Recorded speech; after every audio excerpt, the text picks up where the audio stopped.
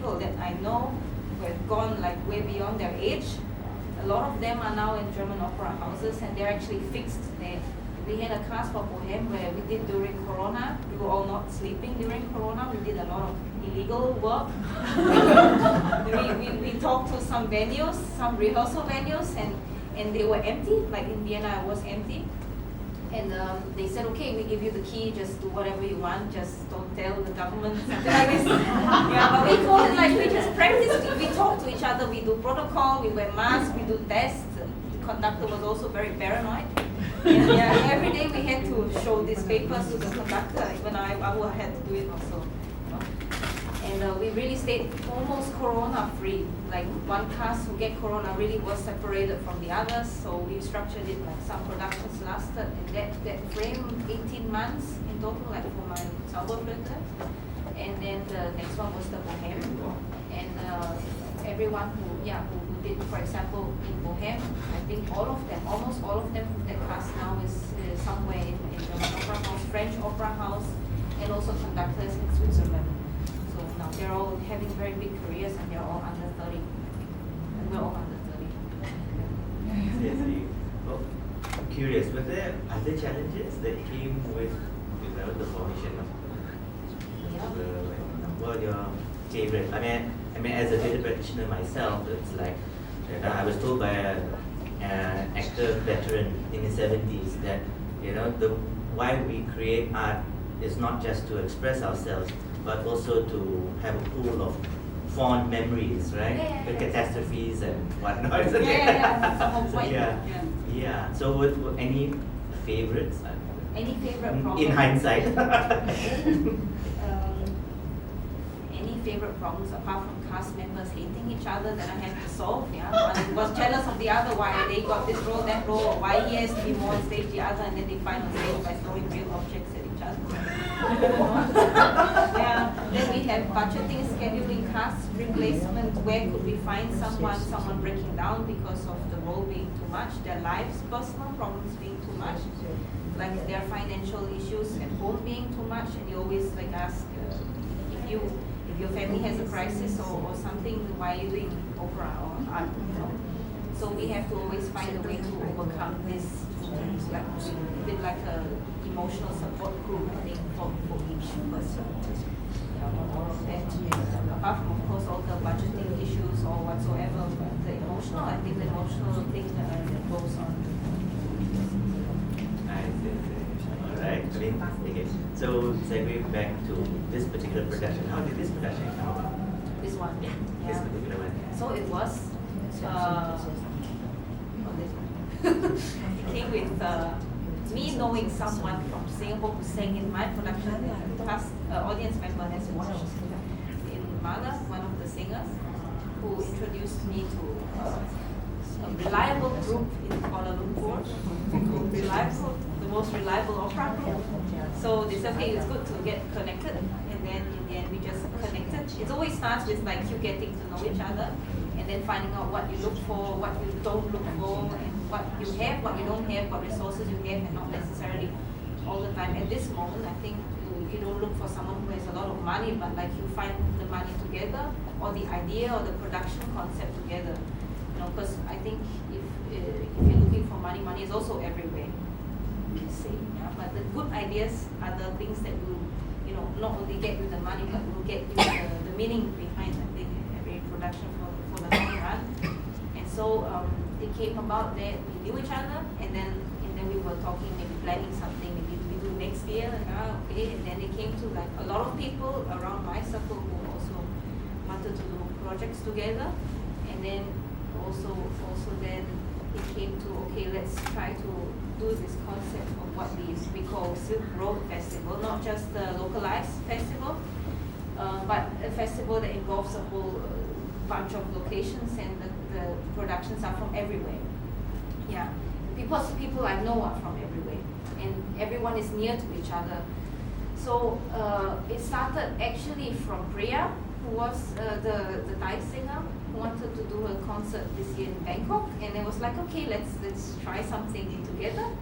And then after that, I brought it to the German embassy in Singapore. And they said, yeah, okay, why not? If one sings there and she's there, why not bring her here? It just starts like this, so simple over lunch. Then you consider, okay, you don't really consider what comes after that. You just go, okay, it sounds very simple.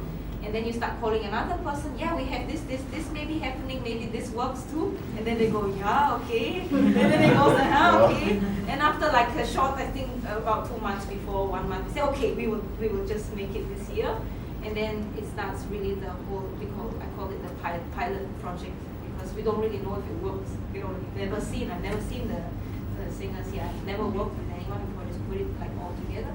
So then it started from Germany. We started with National Day in Singapore, because National Day is actually on the 9th of August, 2 days ago. And in this whole thing, there were already 2 National Days. So Singapore National Day was a big thing, the whole pilot thing. Then I went to Greece, where they also want to work together next year, so they want this to be happening. And then we went to Singapore, and then Bangkok, and then we went to Cambodia. So in Cambodia, we also did missionary work. We were working with the Khmer Development Cultural Institution, where we look forward to also knowing Cambodian traditional instruments in art form. Yeah? And then we came here. So that's how it did. And one whole string, and the cast is sort of sometimes singing the same things, doing the same things. Some of them are the same, so it's a bit jumps around. And we say, okay, yes, if we fly one person in from Europe, or the person has to fly in from Europe, then it's a bit cheaper to bring them within the region. A little bit like, so we kind of share these concepts all together. Within Southeast Asia, it's manageable. Yeah. Within Europe, it's free trade also. Yeah, so that's why. Within Europe, you can say, yeah, we take the Deutsche Bahn, we break down in between, but we end up still having the concert. And then, but like here, it's actually feasible to fly around. It's not expensive. So this was how this is. Okay, it's like ASEAN and EU kind of sense. Yeah, kind of same.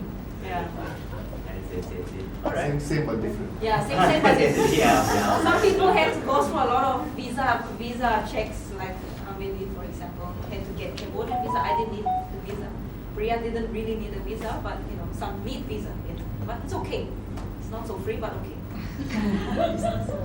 Okay. All right. So one last question on my end before I open up to the floor. All right.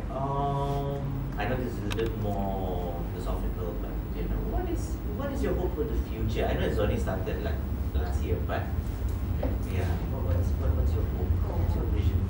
So actually, like the deal about opera is that it's not actually like opera as we only perceive in Italian sense. So the traditional opera form where everyone is in this epoch costumes, that is always super expensive and meant for elite, but the genre of opera is actually spread out to folks theater, folks opera, like it also goes to folk, so you have to bring it down, and it includes everybody.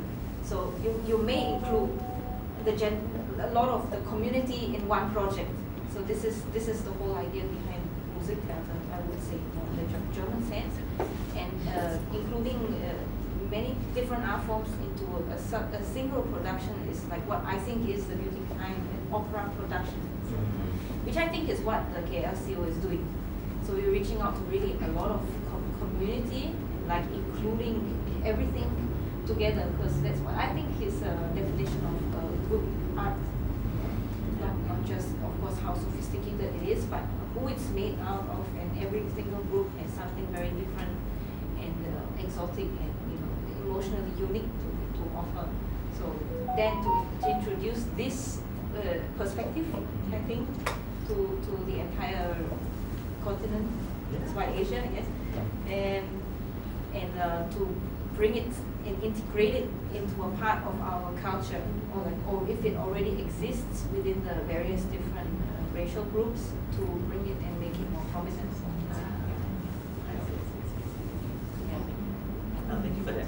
Well, now let's open to the floor. If anyone distinguished guests would like to ask a question, or it may not be a question, maybe a comment pertaining to the production or to Opera Festival Asia in general. For those who are in the know, please. I'm just curious. what's the longest production takes the days, and what's the shortest production that you had so far? In days, Yeah. like Come together within for the day, production. Yeah. within the day. Yeah, let's say the longest production for production and the shortest that you so far. I mean, in terms of like actively preparing for it and rehearsing, there are two different things, no? Because you have a phase where you prepare for it, and then execution is another thing. So you could take a whole year to prepare a production from concept making to execution to for the 18 months production. It took also behind that about at least half a year. So it took that much time. And the shortest to rehearse something, I think it was, I don't know if it was Figaro, we rehearsed that quickly. But I think in China I did it Carmen for like 7 days. Wow. But it was also small.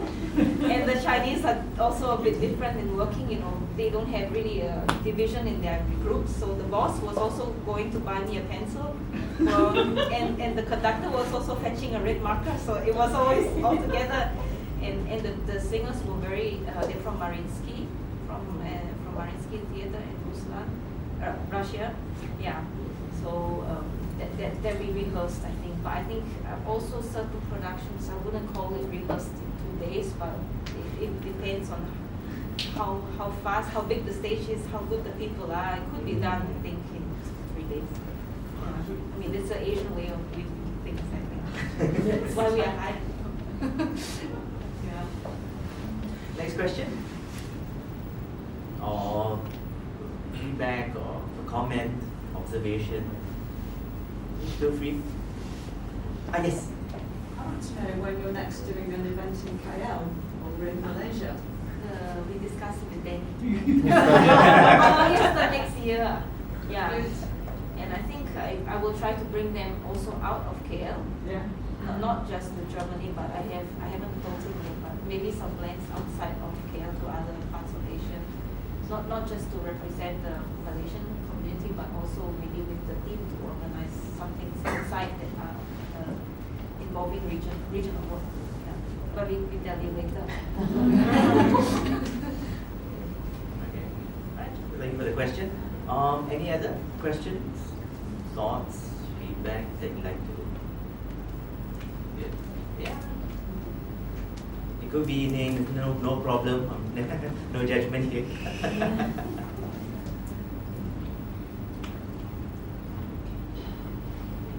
Well, if not, thank you very much. Thank you very much.